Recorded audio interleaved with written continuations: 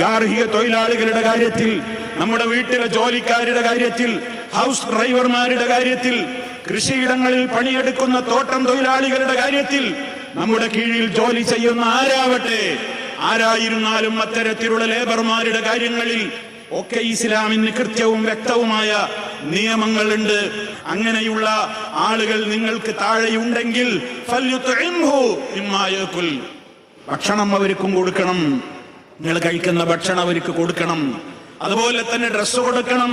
ഓരോരുത്തർക്കും യോജിച്ച നിലവാരത്തിലുള്ള അവർക്ക് ആവശ്യമുള്ള മുതലാളി എടുക്കുന്ന അതേ ഡ്രസ്സ് അതെല്ലാവർക്കും സമൂഹത്തിൽ താഴെക്കിടയിലുള്ള തൊഴിലാളിക്ക് കൊടുക്കണമെന്നല്ല ഈ പറയുന്നത്. അതൊക്കെ മറ്റ് ഹദീസുകളിൽ അതിന്റെ വിശദമായ വിവരങ്ങളുണ്ട്. ഭക്ഷണത്തിന്റെ കാര്യത്തിലും വസ്ത്രത്തിന്റെ കാര്യത്തിലും അവർക്ക് അനുയോജ്യമായ താമസ സൗകര്യം ഏർപ്പെടുത്തി കൊടുക്കുന്ന കാര്യത്തിലുമൊക്കെ വളരെയേറെ ശ്രദ്ധ പുലർത്തേണ്ടതുണ്ട്. അവരുടെ ചികിത്സയുടെ